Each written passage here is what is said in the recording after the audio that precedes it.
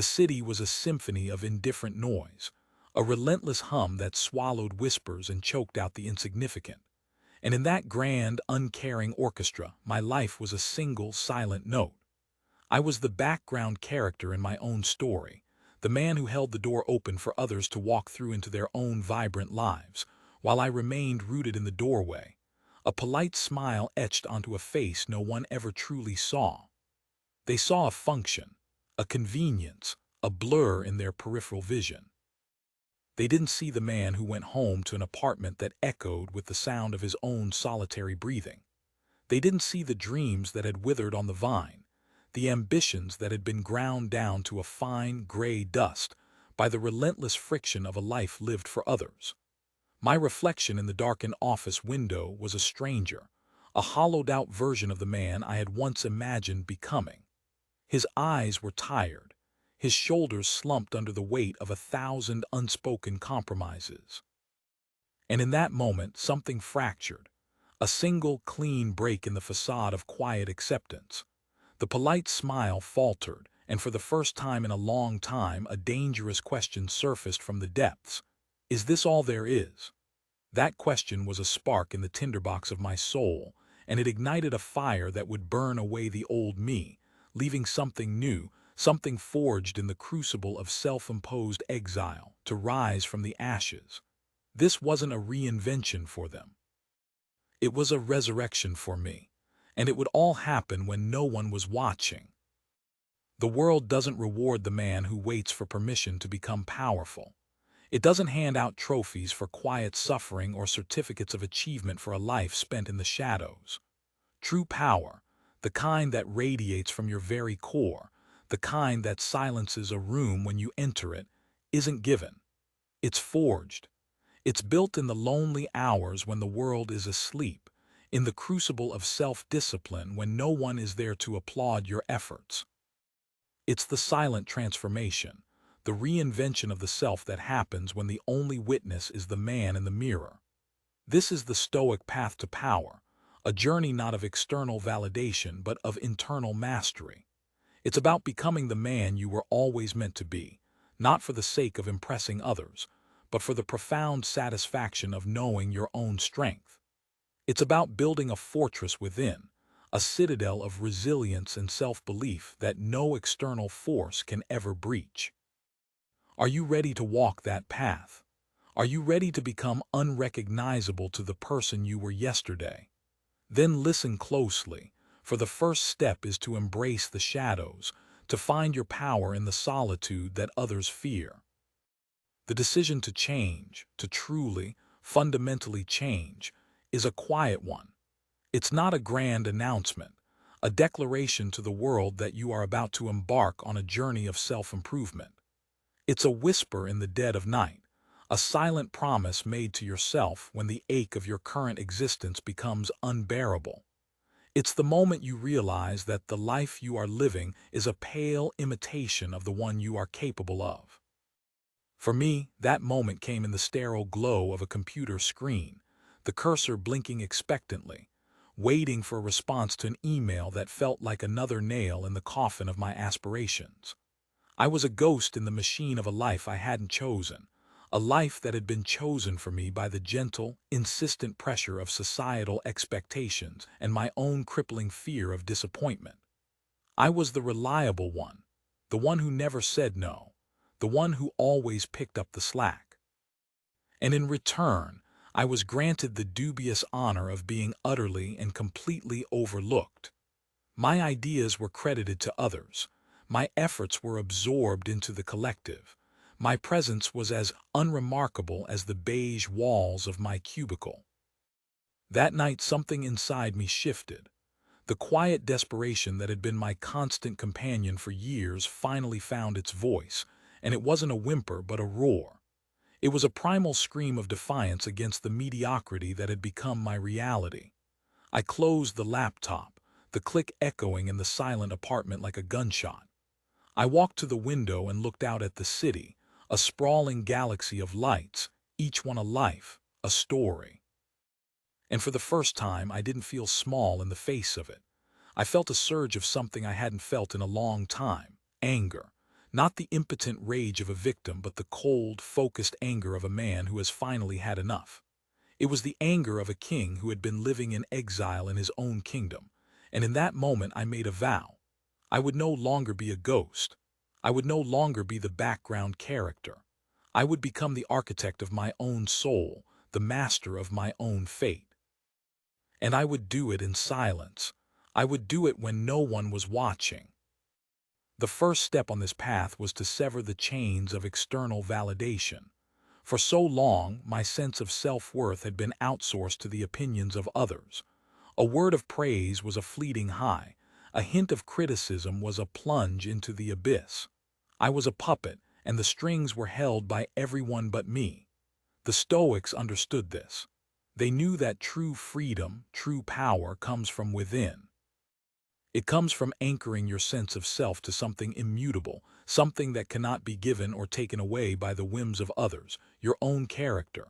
So I began the process of untethering myself. I stopped seeking approval. I stopped trying to be liked. I stopped contorting myself into a shape that I thought would be more pleasing to the world. It was terrifying at first. The silence that followed was deafening. There were no more pats on the back, no more easy smiles of approval. But in that silence I began to hear something else, my own voice. It was a voice that had been drowned out for years, and it was telling me who I was, what I stood for, and what I was capable of. I started small. I began to say no, not aggressively, not defiantly, but with a quiet, unshakable firmness. I said no to the extra work that was always piled on my desk. I said no to the social invitations that drained my energy and offered nothing in return. I said no to the silent, unspoken expectation that I would always be the one to compromise. Each no was a small act of rebellion, a declaration of independence for my soul. And with each no, I felt a little stronger, a little more solid. I was no longer a chameleon, changing my colors to blend in with my surroundings. I was becoming a rock, immovable and defined by my own substance. This is the first lesson of the Stoic path to power. You must become the sole arbiter of your own worth. You must reclaim your power from the hands of others and place it firmly within your own. It is a lonely road at first, but it is the only road that leads to true freedom. The next stage of my transformation was to embrace discomfort. Our modern world is a temple to comfort. We are surrounded by an endless array of distractions and conveniences designed to shield us from any hint of hardship. We have become soft, not just in body, but in mind and spirit. We flee from difficulty, we numb our pain, we seek the path of least resistance. But the Stoics knew that growth is not found in comfort. It is found in the struggle, in the willing embrace of hardship. It is in the fire of adversity that the steel of our character is forged. So I began to intentionally introduce discomfort into my life. I started waking up before the sun, when the world was still dark and quiet. That first alarm was a shock to my system, a brutal assault on my love of comfort. But as I forced myself out of bed, day after day, I began to realize that I was not just conquering my desire for sleep. I was conquering my own weakness. I was proving to myself that I was stronger than my urges, that I was the master of my own body. I took cold showers. The initial shock of the icy water was a jolt to my senses, a primal scream from my nervous system. But as I stood there, breathing through the discomfort, I felt a sense of clarity and focus that I had never experienced before. I was teaching myself to endure, to remain calm in the face of adversity. I started to exercise with a new intensity.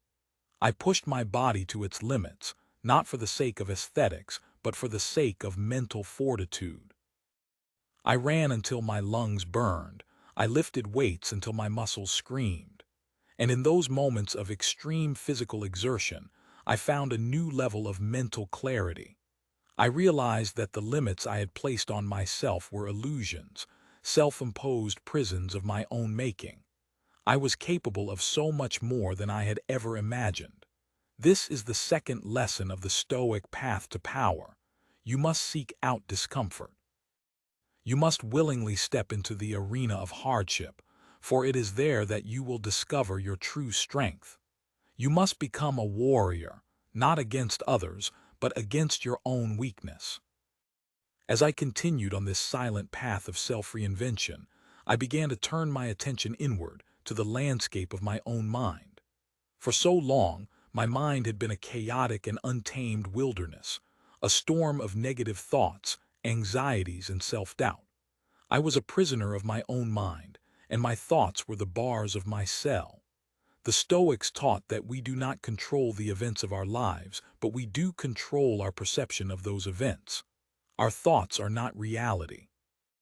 They are simply our interpretation of reality, and we have the power to change that interpretation. So I began the practice of mindfulness, of observing my thoughts without judgment. I would sit in silence and simply watch the endless parade of thoughts that marched through my mind. At first, it was overwhelming. The sheer volume of negativity was staggering, but as I continued to practice, I began to notice a space between myself and my thoughts. I was not my thoughts. I was the observer of my thoughts. And in that space, I found a profound sense of peace and freedom. I began to challenge my negative thoughts. When a thought of self-doubt would arise, I would not simply accept it as truth. I would question it. I would ask for evidence. I would treat it as a hostile witness in the courtroom of my own mind. And more often than not, I found that these negative thoughts were liars, built on a foundation of fear and insecurity. I started a practice of gratitude. Each morning, I would write down 3 things that I was grateful for. It was a simple practice, but it had a profound effect on my mindset. It shifted my focus from what I lacked to what I had. It rewired my brain to see the good in the world, to find the beauty in the ordinary. This is the third lesson of the Stoic path to power. You must conquer your own mind. You must become the master of your thoughts, not their slave. You must cultivate a mindset of resilience, of gratitude, of unshakable self-belief. For your mind can be your greatest prison or your greatest weapon. The choice is yours. The journey of reinvention is not a sprint but a marathon. It is a slow, steady process of chipping away at the old self, of revealing the masterpiece that lies beneath. There will be days when you falter, when the siren song of your old habits calls to you. There will be moments of doubt, when you question whether you have the strength to continue. This is where the power of purpose comes in. You must have a reason to fight, a why that is so powerful that it will pull you through the darkest of times. For me, my why was the man in the mirror. It was the desire to look at my own reflection and see a man I respected, a man I was proud of. It was the refusal to go to my grave as a shadow of the man I could have been. I began to define my values, my principles, my non-negotiables. I wrote them down, not as a list of abstract concepts, but as a code of conduct for my life. This code became my North Star, my guiding light in the darkness. It was a reminder of who I wanted to be, of the man I was striving to become. Whenever I was faced with a difficult decision, I would consult my code. It simplified my life, it clarified my priorities. It gave me a sense of integrity, of wholeness that I had never known before. I also began to visualize the man I wanted to become.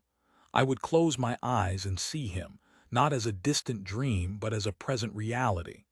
I would feel his confidence, his strength, his inner peace. This was not a form of escapism, but a powerful tool of transformation. It was a way of programming my subconscious mind for success, of creating a self-fulfilling prophecy. This is the fourth lesson of the Stoic path to power. You must have a purpose that is greater than yourself. You must have a vision for your life that inspires you, that pulls you forward. You must define your values, your principles, and live by them with unwavering commitment. For a man without a purpose is like a ship without a rudder, adrift on the chaotic seas of life. But a man with a purpose is a force of nature, an unstoppable current of will and determination. Your purpose is your power. Find it and you will become invincible. The final stage of my silent transformation was to learn the art of action. For too long, I had been a man of contemplation, not of action. I would read books, I would listen to podcasts, I would consume an endless stream of information about self-improvement, but I would rarely put any of it into practice. I was a professional student, a master of theory and a novice of execution. The Stoics were not philosophers of the armchair. They were men of action. They believed that the true test of a man's character is not what he says, but what he does. So I made a commitment to action. I stopped waiting for the perfect moment, for the right inspiration, for the stars to align. I started taking small, imperfect steps every single day. I realized that motivation is not a prerequisite for action. It is a byproduct of action. The more I did, the more I wanted to do. The more I accomplished, the more confident I became. I broke down my large, intimidating goals into small, manageable steps. I focused on the process, not the outcome. I celebrated the small victories, the daily disciplines, the consistent effort. I understood that a masterpiece is not created in a single, brilliant stroke, but in 1,000 tiny, deliberate brushstrokes. I also learned to embrace failure, not as a sign of weakness, but as a necessary part of the learning process. Each failure was a lesson, a stepping stone on the path to success. I stopped fearing failure and started to see it as a valuable teacher.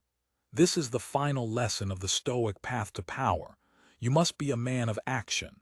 You must close the gap between what you know and what you do. You must stop waiting and start doing. For in the end, it is not your intentions that will define you, but your actions. It is not your potential that will be judged, but your results. The man who stands before you now is not the same man who stood in that darkened office window, a ghost in his own life. He is not the man who was defined by the opinions of others, who fled from discomfort, who was a prisoner of his own mind. That man is dead. He was burned away in the crucible of self-discipline, in the silent, solitary forge of his own making. In his place stands a man who is the sole arbiter of his own worth. A man who seeks out discomfort, who has conquered his own mind, who is driven by a powerful purpose, who is a man of action. He is not a finished product. He is a work in progress, a masterpiece that is still being sculpted. But he is a man who is alive, truly alive, for the first time. The world did not change. The city is still a symphony of indifferent noise. The people in my life are still the same, but I have changed. And in changing myself, I have changed my world. I no longer seek validation from others, for I have found it within myself. I no longer fear the judgment of others, for I am my own judge. I no longer feel like a background character, for I am the hero of my own story. This is the power that is forged in the shadows, the power that is born when no one is watching. It is a quiet power, an inner strength, a silent confidence that radiates from your very being. It is the power of the man who has reinvented himself, not for the world but for himself. And now I ask you, who are you when no one is watching? Are you the man you want to be? Or are you a shadow of your true potential?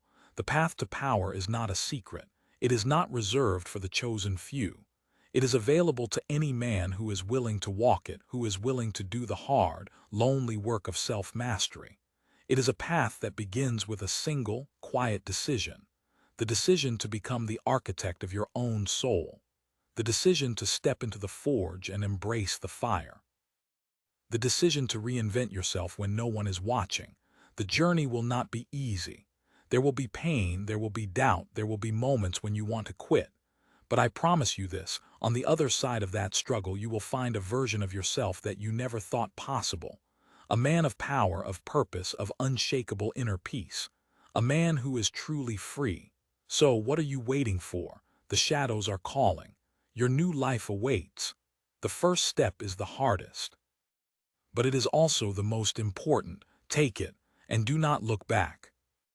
The story of the man who reinvented himself in the shadows is not just a story. It is a blueprint. It is a guide for any man who is tired of living a life of quiet desperation, who is ready to unleash his true potential. It is a reminder that the greatest battles are not fought on the battlefields of the world, but in the silent chambers of our own hearts.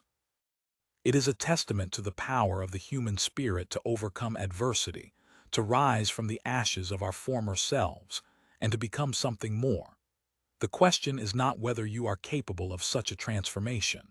The question is whether you are willing. Are you willing to embrace the solitude, the discomfort, the relentless self-discipline that is required to forge a new you? Are you willing to let go of the man you are in order to become the man you were always meant to be? The world may not notice your struggle. They may not see the sweat, the tears, the sacrifices, but that does not matter. For you are not doing this for them. You are doing this for you. You are doing this for the man in the mirror. You are doing this because you know deep in your soul that you are capable of so much more. You are a sleeping giant, and it is time to awaken. It is time to unleash the power that lies dormant within you. It is time to become the man you were born to be. The journey begins now. In the silence, in the solitude, when no one is watching, this is your moment, this is your time, seize it and never let it go. The world will not know what hit it, and that is the point. Your power will be a quiet storm, a silent earthquake that shakes the foundations of your own life. And when the dust settles, you will be left standing a new man, a better man, a man who is finally truly himself. The path is laid out before you. The choice is yours. Will you walk it? Or will you remain in the shadows, a ghost in your own life? The answer lies within you, and only you can give it. Choose wisely, for your future self is watching, and he is waiting for you to become the man he knows you can be. This journey of self-reinvention, this Stoic path to power, is not a destination. It is a lifelong practice. It is a commitment to continuous improvement, to becoming a little bit better, a little bit stronger every single day. There will be no finish line, no final victory. There will only be the daily struggle, the daily discipline, the daily choice to be the man you want to be. And in that struggle, you will find a sense of purpose, of meaning, of fulfillment that you have never known before. You will discover that the true prize is not the power itself, but the man you become in the process of acquiring it. A man of character, of integrity, of unwavering self-respect. A man who is a master of himself and therefore a master of his own destiny. This is the ultimate power, and it is within your reach. All you have to do is take the first step, and then the next, and then the next, and never ever stop. The world may not be watching, but you are, and that is all that matters. You are the only witness you need. You are the only judge that matters. So, go forth and become the man you were always meant to be. The world is not ready for you, but you are ready for the world. And that is all the difference.